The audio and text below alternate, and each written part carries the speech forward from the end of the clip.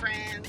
We are out here in Cali on a Sunday afternoon. Sunny, clear skies.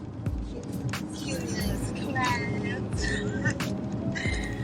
Seriously though, I am sitting here. Okay, we pulled up at the table. As you can see, we're at the table.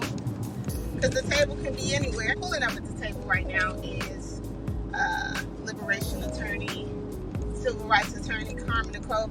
Y'all know her. She's been on the show a couple times, and she's here back today to talk about some important historical legislation that is on the 2024 general election ballot here in California. So let's get into it. All right, so many of us aren't even aware that slavery still exists in the United States, let alone California. California is touted and known as this very liberal state, a state where chattel slavery never happened, which is not true.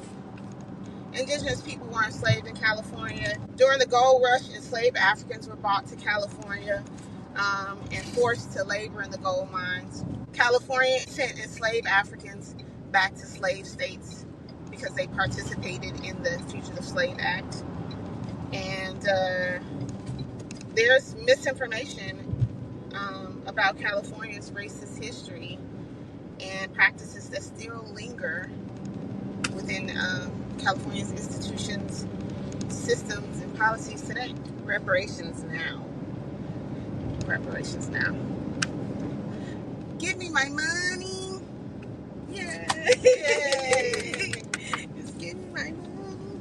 All right, Prop 6, which people in California can vote yes on right now, today, seeks to amend the California Constitution, which states, and I quote, slavery is prohibited, involuntary servitude is prohibited, except to punish crime. Now, Carmen's going to talk to us a little bit about it and help us try to understand why we must vote yes on Prop 6. So, just briefly explain the historical connection between chattel slavery and involuntary servitude, which is slavery in prison. Servitude is slavery in prisons. Just make that connection real briefly for us. Yeah, so we started off with chattel slavery, which was folks literally possessing and owning humans and forcing those humans to work to use their talent, labor, and skill for the benefit of someone else so that someone else can make profit. And we moved from chattel slavery, then we moved to the black codes that included things like convict leasing. Well, they included laws that criminalized being black in public without some relationship to a white man. And so then we moved from chattel slavery to the black codes that criminalized being black.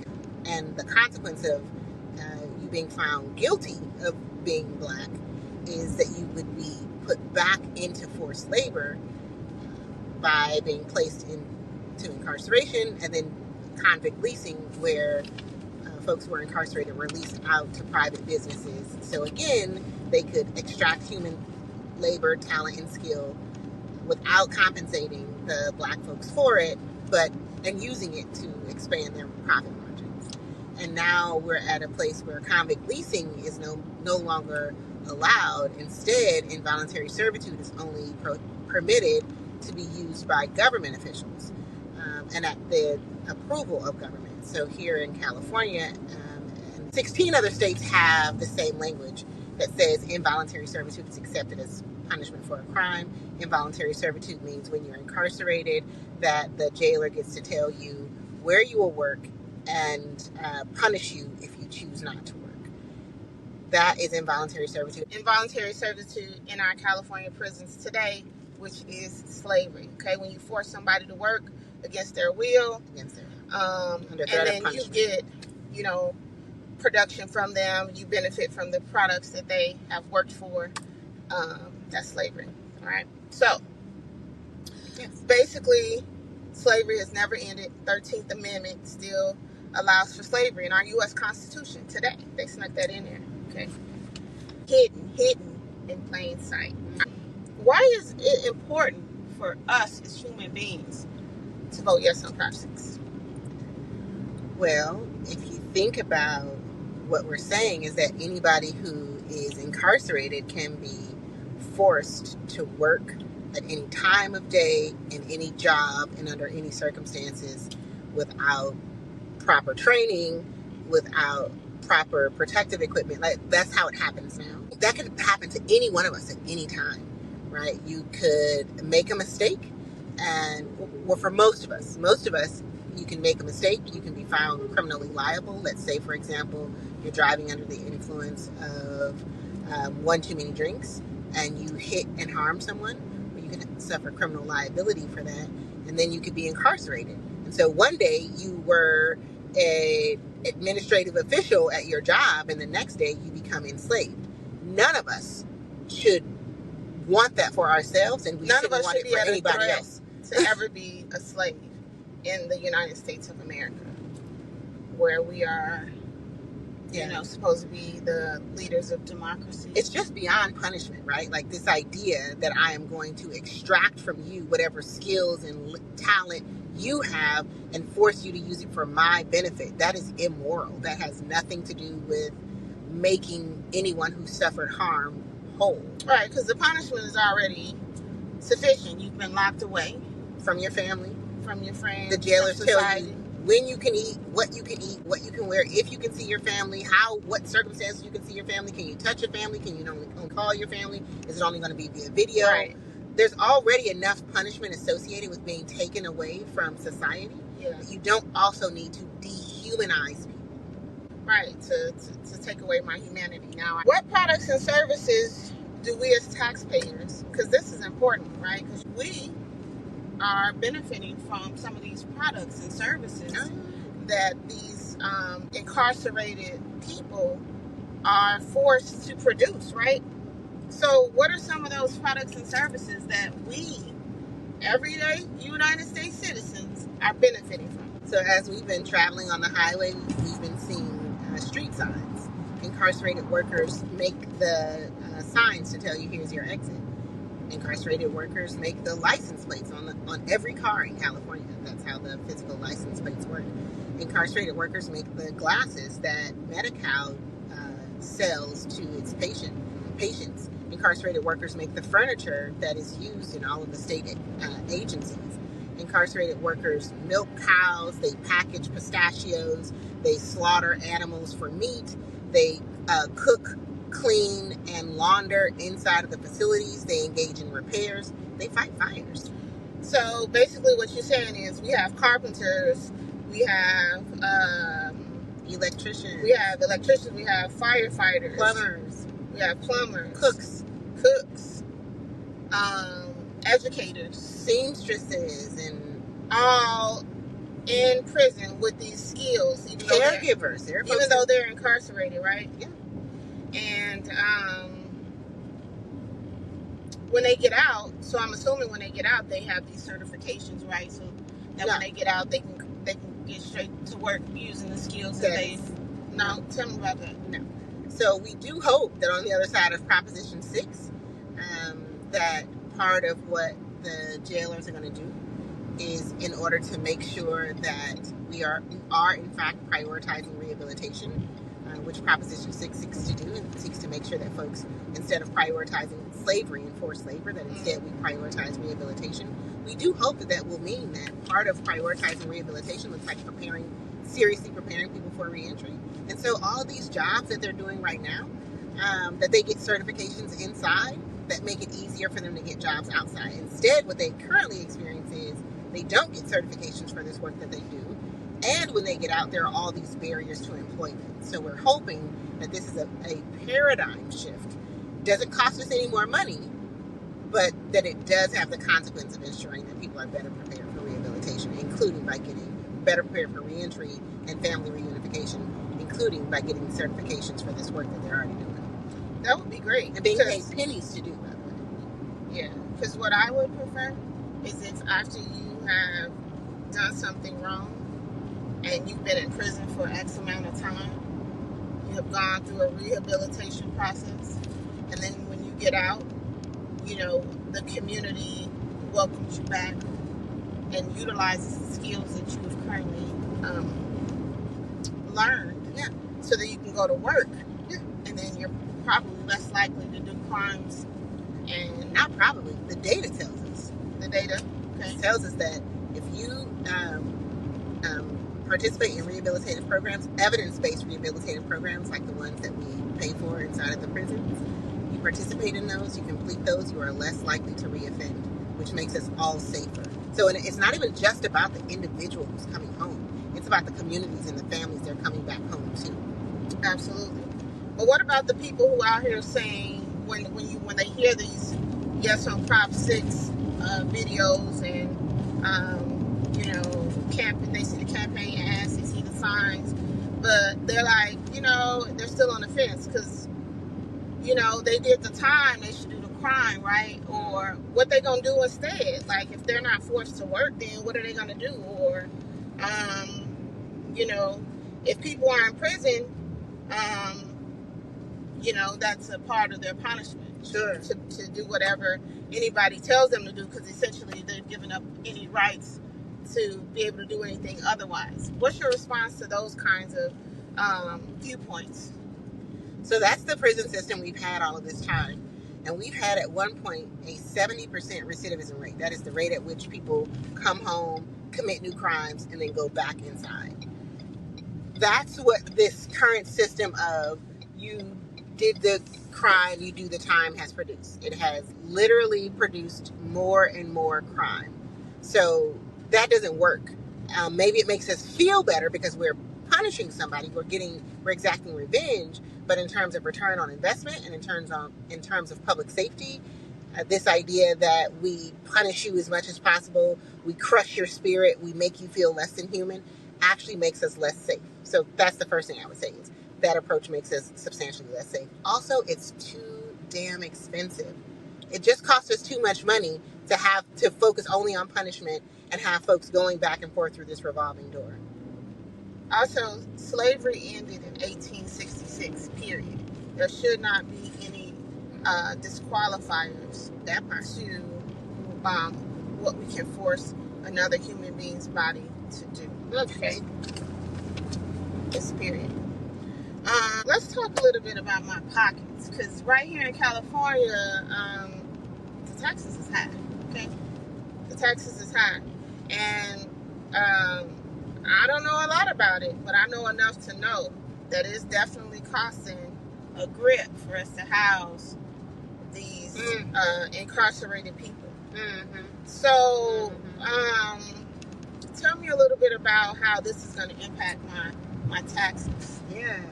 So while Prop 6 doesn't require more taxpayer spending, it is most likely going to reduce taxpayer spending. So you think about a couple of things. One, we are spending $14 billion a year budgeted on our state prisons. And state prisons isn't even... 14 billion with a B? With a B. It's a lot of money. In cities and counties, the largest percentage of their budget is law enforcement. And you think law enforcement is just the folks on the beat, but it also includes your county and city jails.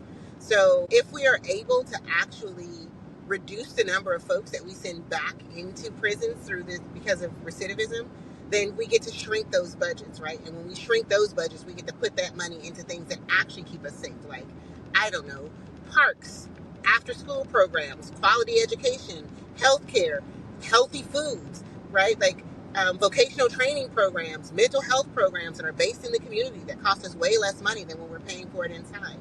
So that's one way that it impacts your pocket is we are hoping to shrink the budgets that we spend right now just on incarcerating and warehousing and enslaving people, and instead allocate those dollars into the community. Another thing you think about, so that $14 billion, it breaks down. So maybe possibly giving some schools some money. quality education is so very important, and the school system is one way that we educate our kids, but there are so many other ways. Like I mentioned, the after school programs, and so we want to put money into things that work, and this broken prison system isn't one of them. This broken prison system currently costs us about, in California, more than $130,000 a person, and that is more than twice as much as the most expensive college here in California. And California has some of the best colleges in the world. Are you saying that my taxpayer dollars, if I live in California, my taxpayer dollars are going towards slavery? You are absolutely... I'm paying for slavery? You are absolutely funding folks to be enslaved in jails and prisons here in California. Absolutely. All right. So when I think about the fact that my teacher salary is paying for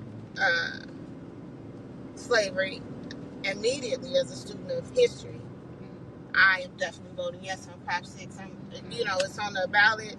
Easy yes. As a liberation attorney, your taxpayer dollars are going towards paying for slavery.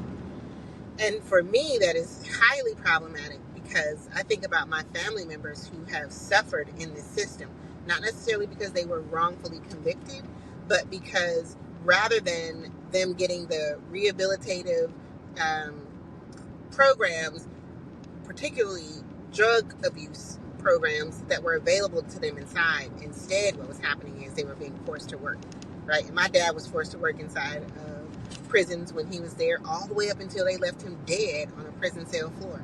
So he never got to come home and stay home and be safely reunited with his family. But every time he went back, some jailer benefited, right? Some corporation benefited, some government benefited. His family never benefited. It's unacceptable. It's interesting, too. I'll just say real quick. Teachers. So the California Teachers Association has endorsed Prop 6.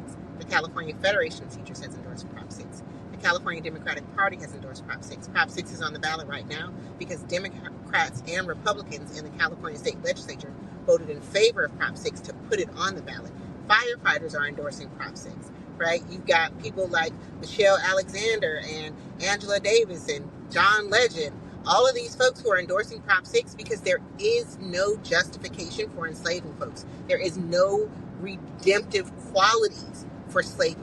We are even, having to have this, first of all, create this video to continue to try to convince people that slavery in 2024 isn't appropriate on any level. Slavery is bad. It was always bad, and it's still bad. And as a person who is a descendant of slavery, this is a no-brainer. Slavery ain't never helped nobody not no one who was enslaved. No one who was enslaved ever benefited from slavery, and that's not about to change now. And in fact, now we paying for it. Now they got us paying for this. Now we're paying for it. And let me just get this straight. My taxpayer dollars are going towards enslaving people in prisons. But if we stopped enslaving people in prisons, they would be able to get mental health treatment, maybe deal with their substance abuse, issues and concerns. They could potentially take classes, parenting classes, to be better parents, anger management. They could also, go back to school without being penalized. Right. Without being penalized for choosing rehabilitation over exploitation. Because that's what the R stands for in CDCR, isn't it? Yes. California Department of Rehabilitation. And what is rehabilitation? Rehabilitation is supposed to be about helping people to understand the error of their ways so that they can make better choices next time so that they can re-enter society safely. Yeah. That's what it's supposed to be about. Rehab. All right. Thank you. I appreciate this conversation. Like I said, as a student of history, as an educator, as a Black woman, and a descendant of slavery, it's imperative, which is why I've definitely made space at the table on a VFC, the Pop-Up Podcast Edition, because this is vitally important, and we need to get the word out. And some other people who are bigger taxpaying citizens in California than I am. Oh, you want to run it down? Need to get on it too. Yeah. Who are they?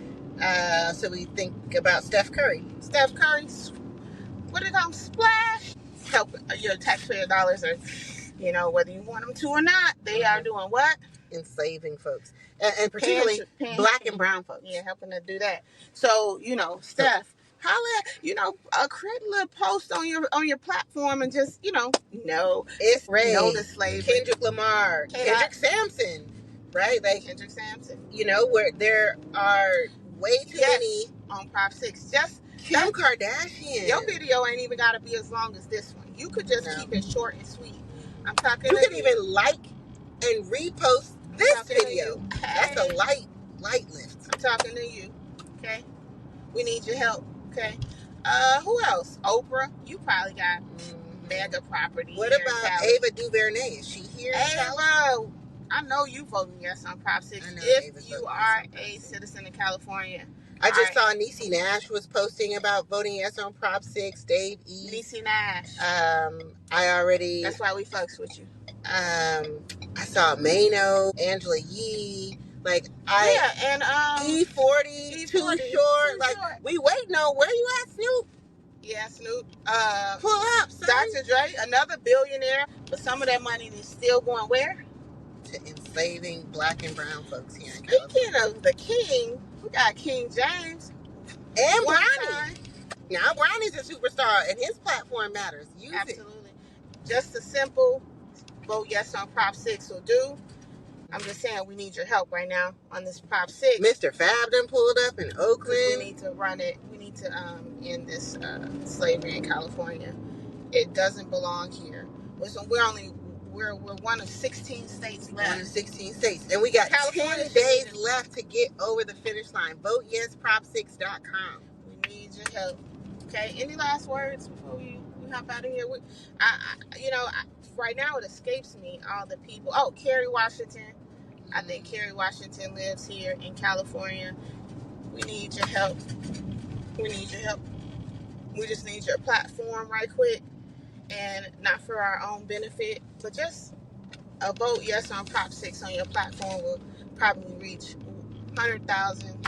Who knows how many people, just to give them a thought of consideration. I sincerely appreciate people like John Legend, and like Mayor Karen Bass in LA, and the mayor right here in Sacramento, Steinberg.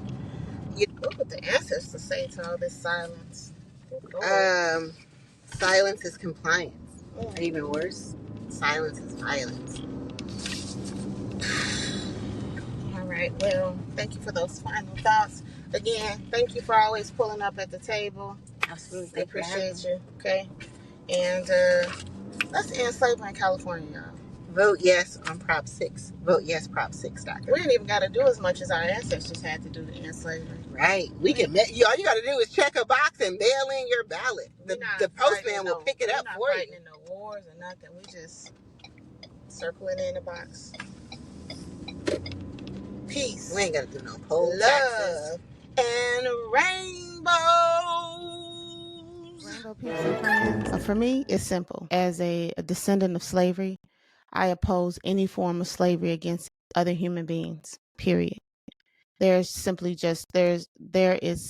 no justification to force people to work against their will for the profit of others. I'm against any of my tax dollars going towards any form of slavery in California. Slavery has not ended in America or in California. It's just changed in form, hidden in plain sight in the details, in the California Constitution, in the United States Constitution. California is among 16 states that continues to legalize slavery in its Constitution. So voting yes on Prop 6 will change that. We have an opportunity right now, today, in 2024, to end slavery in all forms in California. And we must be on the right side of history when it comes to this vote this year. There's simply no excuses. We have no excuses. So be sure to vote yes on Prop 6. And I just want to send out a special thank you to All of Us or None, Legal Services for Prisoners with Children, Communities United for Restorative Justice, Courage, ACLU, California Action, A New Way of Life, Reentry Project, and a special thank you to all of those who are out here fighting to end slavery in California. I thank you. My family thanks you. We all thank you. And remember, vote yes on Prop 6. And before I bounce out, I just want to say thanks for joining me this week on Verde's Folding Chair. To stay connected with your girl, join me on IG at the_writer_Verde_Arzu. We can connect on Facebook at the writer Verde Arzu and LinkedIn under the writer Verde Arzu. I am also on TikTok at Verde_Arzu. You can also find a copy of my book, Rainbow, a Black queer novella, and other rainbow merch on my website, verdearzu.com. Rainbow, a Black queer novella can also be purchased on Amazon, Barnes & Noble, and all your independent bookstore retailers. I am out here. I am out here. I am out here.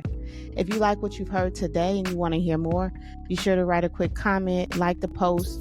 Please absolutely share this post for this episode. We have 7 days left before elections. Share it with a friend or a family who lives here in California and they may not know about Prop 6. Please do that. All right.